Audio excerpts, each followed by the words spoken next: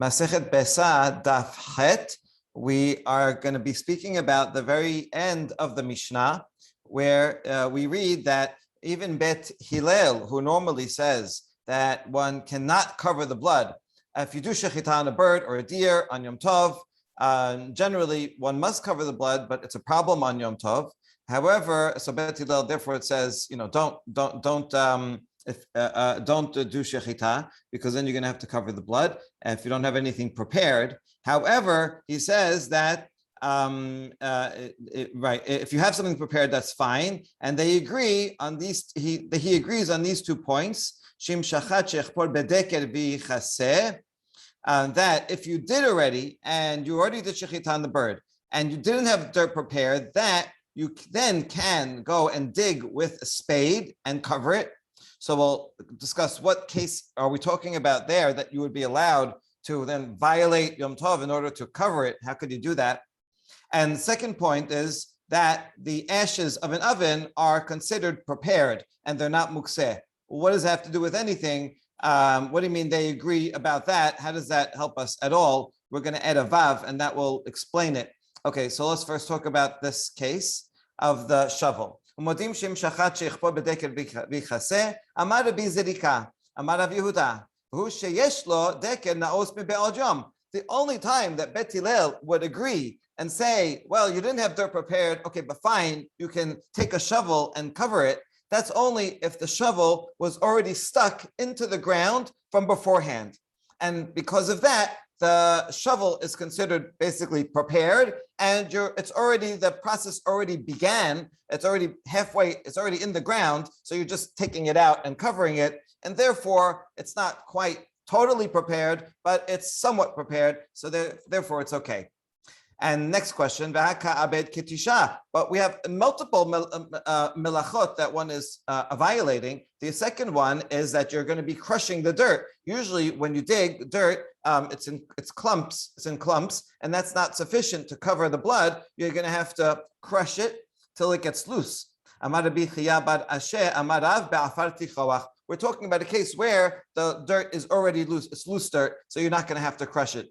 So only in that case would Bet Hillel agree that you can go ahead and do it. Otherwise, you're doing a straight up melacha, and he wouldn't permit.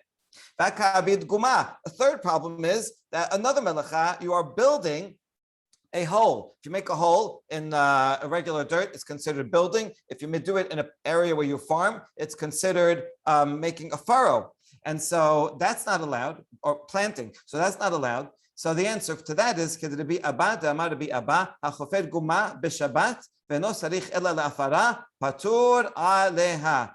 Abba says, if you make a hole on Shabbat and you don't need the hole, I don't want the hole to be there, I just happen to need the dirt, then that's considered patur.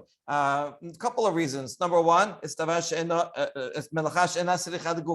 doing this melacha, but I don't need the actual end result of what the melacha usually is, which is to build a hole. So I'm not building for the sake of building. I'm building for the sake of getting the dirt out. And also it's kilkul. And if ask anyone, would you like to have potholes in your backyard? Everybody would say no. Potholes are no good. It's actually ruining the backyard, and therefore, since it's mikalkel, therefore it's patur, and so that takes care of that problem also. So now we just explained the 3 various melachot and plus mukseh that could be a problem if you don't have dirt prepared, and Bet Hillel will agree that you can do all of them under these conditions in which you're not violating any of them in a direct way. It would normally be patur aval asur, but so for that you can go ahead and do it if you didn't have any dirt prepared.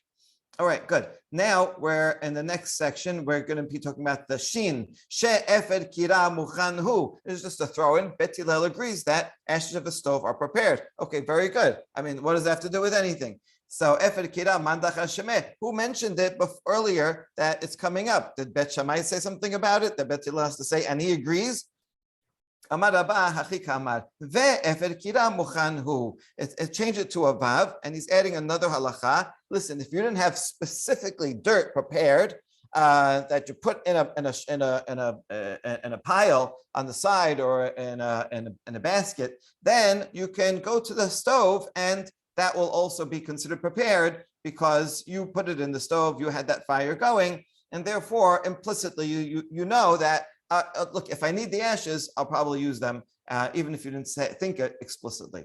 So that's the adding the vav. Now that helps and connects with the previous, because if you do have a bird and you killed it and you have no other dirt, so go ahead and use the ashes, and that will be good. Now, a qualification on that law.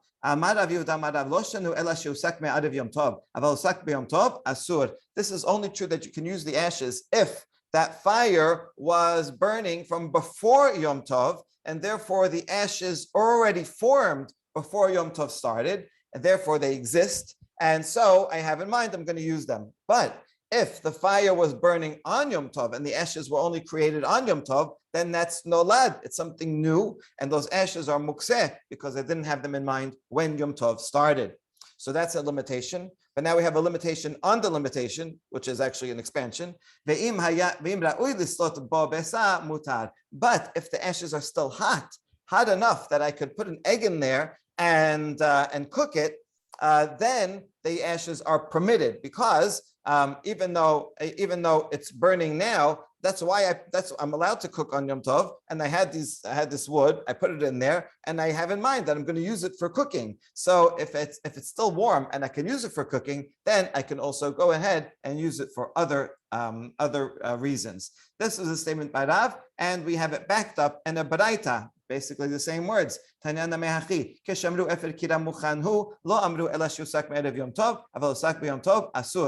Mishnah we said that ashes have to be ready, and the ashes are considered ready and usable only if they were prepared beforehand but not burnt on Yom Tov. If they're still hot, then it's also good. But now the Baraita goes on and adds another law. If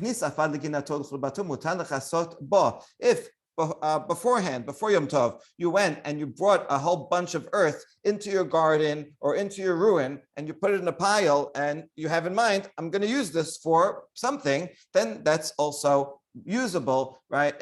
Even if you didn't specifically have in mind, I'm going to use it to cover a blood of a bird I'm going to slaughter, it doesn't matter. You prepared it for use.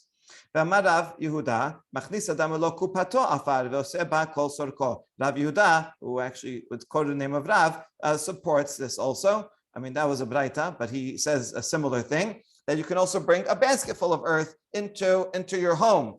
Maybe the chidush here is that it's not a whole mound of earth, it's just a small basket, and nevertheless, it's also considered that you prepared it and usable. Regarding that, there's one limitation. Darash Mor Zutra Mishimet de Mor Zutra Rabbah. Okay, Mor Zutra said in the name of Mor Zutra the Great, maybe as a teacher or his father or grandfather. That's only if you put it in a corner special to show that I'm saving it. If you bring a basket of dirt into your house and you put it on the floor, they usually had dirt floors, and spread it around, then that just means that you're adding a layer to your floor, and then that would be mukseh, because once it's on the floor, you're not thinking about using it. So it has to be still in the basket, or maybe on the floor in a corner in a mound, and that way it's clear that you want to use it for something. All right, and now we get to the main meaty part of the daf, which is regarding koi. A koi is some kind of wild sheep that it's not clear if it's a behema or chaya. Is it a domesticated animal or a wild animal? And there are a couple of differences in their laws. One is regarding covering the blood. Only if it's a wild animal do you have to cover the blood. If it's a domesticated animal like a sheep, you don't have to cover the blood. And there's another law that we're going to see, which is regarding Helev. Helev of a behema is prohibited, that certain parts of the fat, but Helev of a deer is permitted. So they each have a chumrah and a kula. So now we're going to talk about a koi that one slaughtered on Yom Tov. And now what do? Can you cover it? Do you not cover it? So we're going to see one source about this, that you don't cover it. And we're going to say, why not? What's the difference between a koi and something that is a deer? And we're going to see 4 responses to this. So let's see the case. Okay, metibe. Here is a question. It's a question on what we just said here, that if you have prepared dirt, then you can use it to cover the blood. All right, that seems obvious if you have prepared dirt.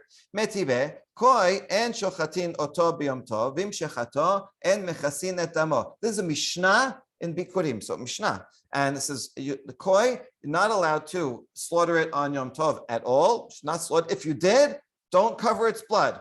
Now, what kind of case are we talking about? If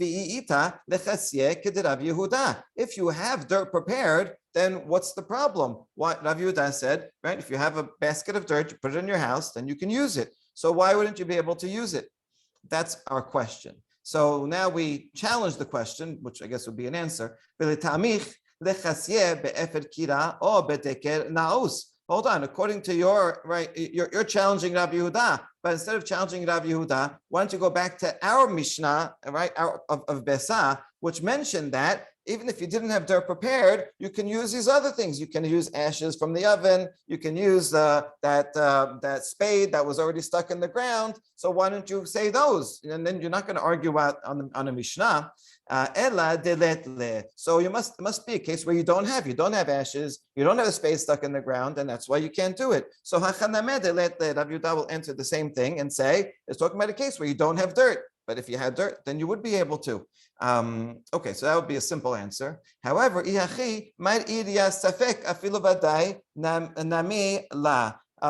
in that case, why would the Mishnah in Bikurim talk about a koi? What's special about it? It's the same law as anything else. It should talk about a deer, that's for sure. And that would be the same law. If you have nothing to cover it with, then you don't cover it. So why are we talking about a koi? The answer is, yeah, you're right. It would be the same law in both, but it wants to teach us something special. Lami baya kamar. Lami baya vadai de lo lishchot. Aval safek ema mishum simchat yom tov lishchot velo lechasye kamash malan. It's saying not only this, even this. Not only a doubtful case, even the for sure case. Because in the doubtful case of a koi, when you're not even sure if it's a deer or not, if you have to cover the animal, cover the blood or not, I would say maybe because I want to increase the joy of Yom Tov. So since it's only safek, it's only 50% chance that I have to cover the blood, and I have no dirt. So you know what? Out of love for the joy of the holiday, maybe it would be permitted, and I'll do shechita and not cover it. So kamash malan. So we learn from here that no, don't think that. Even though it's only 50% chance that you have to cover the blood, you still have to cover the blood, and we're not going to allow a person to do shechita, even though they're going to be sad because they have to eat salad and they're not going to have any meat to eat. Okay, so that's what it's teaching, but in fact, it is the same law. Okay, so this really all makes sense. We reject it. It seems this rejection is only for the purpose of being able to give a next answer. So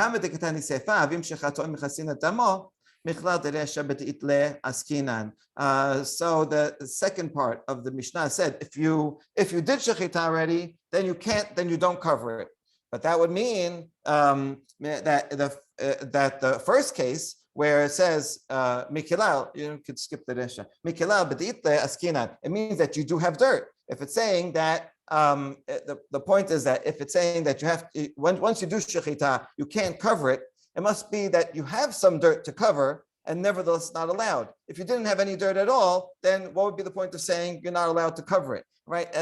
What it's getting at is this Mishnah seems to be adding something new, something interesting about a koi, that because it's safek, and maybe you don't even have to cover it, therefore, we are not going to use anything, even some dirt that you have, you're not going to use because it's safek, and therefore you're not going to violate something because of mitzvah that maybe you don't even have to do the mitzvah. So we're getting at something deeper here, that it looks like it's mentioned in koi specifically because it has a different law, and that's what the next three answers are going to be. Question? I don't understand. If it's a safek, whether you should cover it or not. If you have dirt, why not cover it? Why would you specifically not be allowed to cover it if you have dirt? Exactly. So that's precisely the question. And so that's where we're leaving it now. So far we said maybe he has no dirt, so we can't. But that's good for the first answer. And I mean, I think if we had only that answer, it would be, we could defend it. He just has no dirt. But the next three answers are going to say, I think the Mishnah is mentioning koi, not because it wants to say that koi is the same as something that's a deer, but because there's something different about it. And so look at the next three answers. We're going to see in the name of Rabbah, Rava, and Rami that ashes, it's a case where they're not prepared for a doubtful case. That Rava has that in common. Rami says a gezerah that you may come to eat the Helev. So let's look how these work. And I think you'll see the distinction. Ela amar Rabbah, efed kira muchan levadai ve'en muchan lesafek. This is interesting. There's different levels of preparedness to take something out of mukseh. That just because you have something prepared for a definite use, something that I definitely need to do, doesn't necessarily mean that it's prepared for an uncertain case. So this efed kira, which is just kind of in the oven, and I didn't specifically have in mind, I'm going to use it even for a koi. No, it's only there for something that I would need to use for sure, but I didn't have that implicit usage that I said I might use it, I implicitly thought I might use it, doesn't cover a case where I might not really need it at all. That's the idea. So therefore, the ashes would be usable, prepared for a bird or a deer, but not applicable to a koi. All right, so that's Rabbah. We're going to challenge it a whole bunch of times and try to just figure out like what is the difference between the two. The safek my ta'amala. Why would you have a problem with safek? The ka'abid guma. Like what are you doing? That would be a melacha. If you do use a spade, because you're making a hole, even if it's a deer, you're making a hole. So you answered before already, like Rabbi Abba, that you're just destroying. So it's not a melacha, it's patur. And so here also we'll say the same thing. So on that account, it's the same. Okay, maybe you'll say for a koi, maybe I'm crushing. So if it's a deer, you're also doing kitisha. So no, oh, I have an answer. For the deer, since I have a mitzvat aseh to cover the blood, I can justify it and say the misvah aseh of covering the blood will override the lo taseh prohibition of doing melacha on the holiday. Well, see, now we're already understanding where the difference is. However, that doesn't quite work.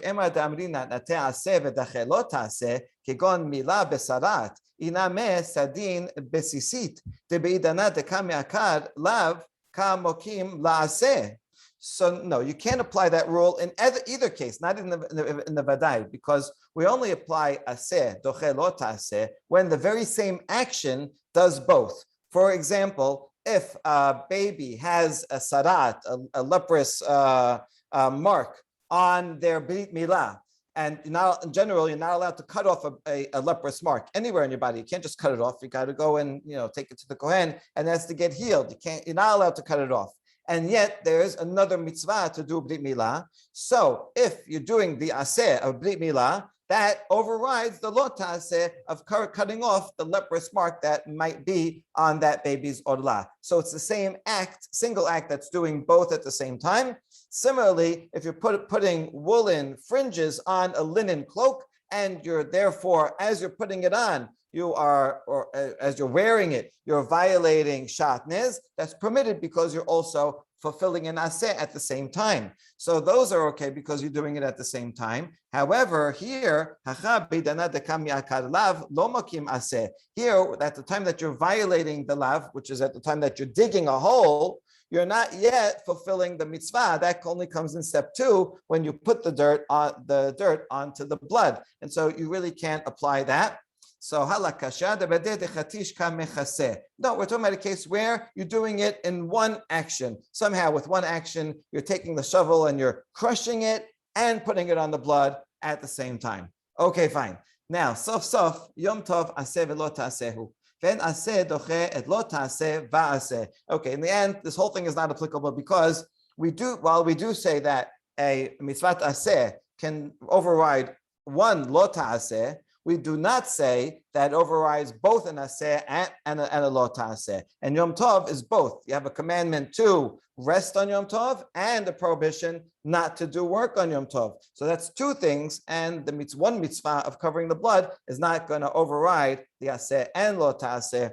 And therefore, this explanation is rejected. In other words, not sufficient difference between certainty and uncertainty. Whatever objection you're going to bring is going to apply to both.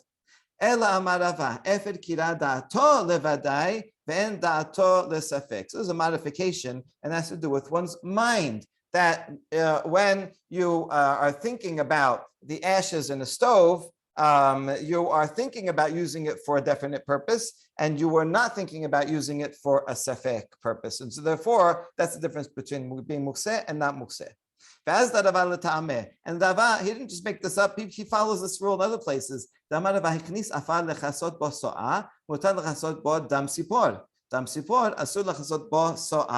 If one, before Yom Tov, brought in some dirt in order to cover up an excrement as a baby who's not trained yet in the house, and maybe you don't know, is the baby going to make on the floor or not, but just in case, 50% chance, you bring some dirt in to cover it in the house. So if you did that, then you can use the same dirt to cover blood of a bird that you knew that you plan to slaughter on Yom Tov and cover its blood. So therefore, if you had in mind to use it for a doubtful case, then you can also use it for a definite case. On the other way around, no. If you had in mind, I'm going to bring you this dirt in because I'm planning on barbecuing some chicken wings tomorrow, then you can use that dirt to cover the chicken blood, but you cannot use it for the baby's excrement because that is a maybe. We're not sure if the baby's going to make on the floor or not, and therefore you cannot use it for that way. And that the same logic would apply here, that this efed kira is usable to cover blood of a bird, where I definitely have to do it. But even if I knew I was going to slaughter a koi, it's still a doubt whether I even need to, and therefore I cannot use it for that purpose. And that is the difference between the two cases. Okay. They disagree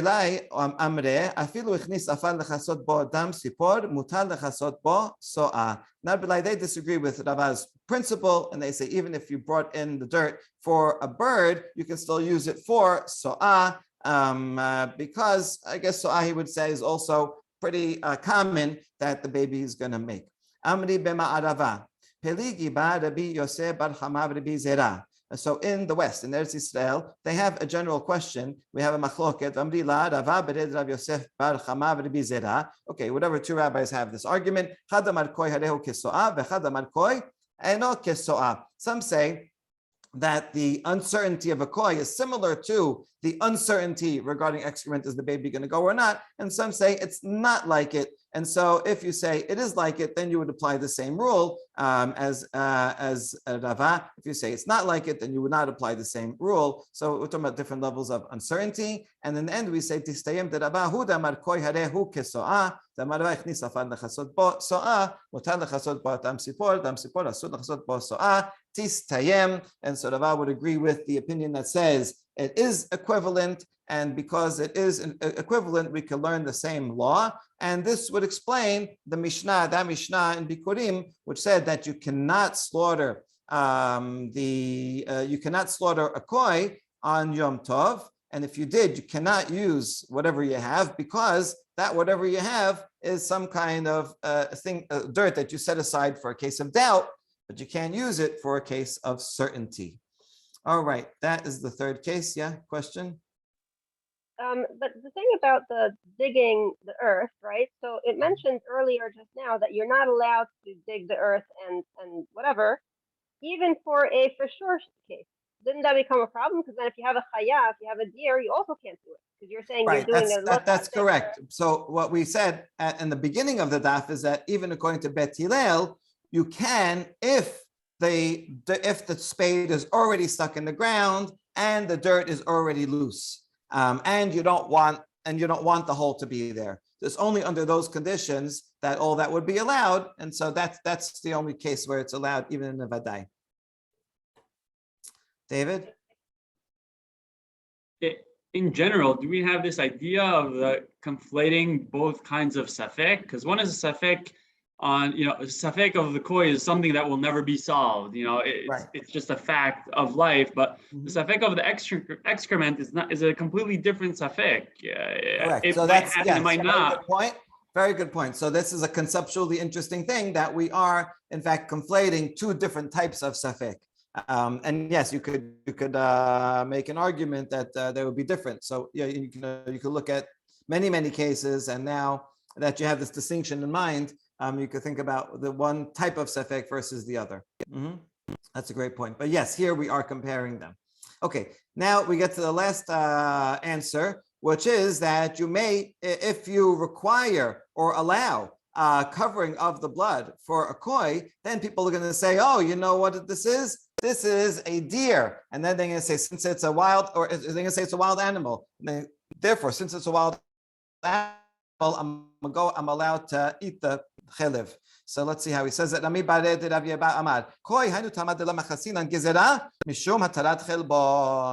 If we permit covering the blood, people will come to eat the Helev, because Helev is permitted in wild animals. So here's the question. Well, so then even on a regular weekday, we should not allow anyone to cover the blood of a koi, because if you cover the blood, then automatically they say, oh, it's a wild animal. Wild animals, I'm allowed to eat the chelev. So you have the same problem even in chol. We don't do that. No.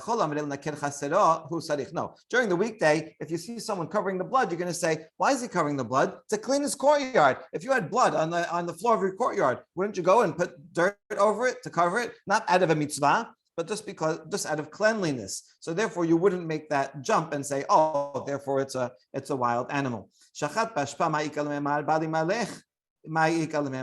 but questions to that. What if you happen to be doing the shechita on a garbage heap? So that's already dirty. You're not gonna, if there's if there's blood on it, then you wouldn't otherwise cover it. Or what if someone comes and asks the rabbi and said, I'm about to do shechita on this wild sheep here, this koi, should I cover it or not? So he's going to have to answer something. And if he says, yes, cover it, then anyone hearing it is going to say, oh, I guess I can eat the chelev.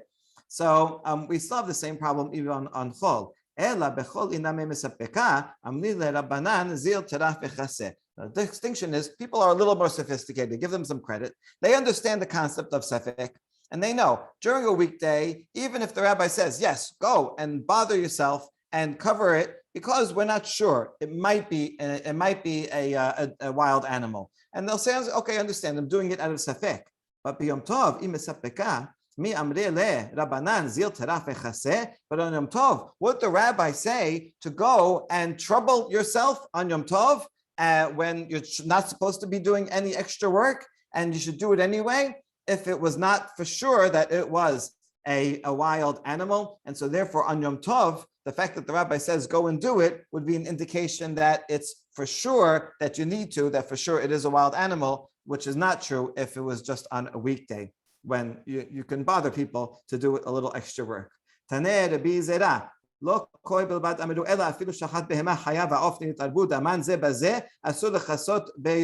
was the end of that answer. And now this is the last topic, which is yet another type of safek, which not really safek, but rather a mixture. We saw in the previous stuff that there is some overlap between safek and mixtures. When we talked about, we said davar she'en lo matirin, sheyesh lo matirin, something that will be permitted. We said is not batel even in 1,000, and we saw one opinion that says therefore also a safek is also going to be prohibited, because just wait till tomorrow. Okay, so here also we are combining yet another type of doubt, which is, well, really not doubt, but mixture. So he says not only koi does this apply to, even if you did shechita on behemah, chaya, va'of. You have a lot of company over and everybody likes different things. And so you slaughtered a sheep, a deer, and a bird. And the blood, while you're doing shechita, all got mixed up in the middle. Asur lechasoto b'yom tov. It's prohibited to cover that blood on Yom Tov, because while some of it you have to, some of it you don't, and then that will lead to problems of now you're violating. You have this big pool of blood, and now you're going to be violating Yom Tov to cover blood that doesn't need to be covered, because some of it needs to be covered, but some of it doesn't need to be covered. And therefore, you wouldn't be able to cover any of it. So that's a problem. Okay. Amar Rabbi Yosef bar Yasini'ah lo shanu ela she'en yachol lechasoto b'dikira achat. Aval yachol lechasoto b'dikira achat.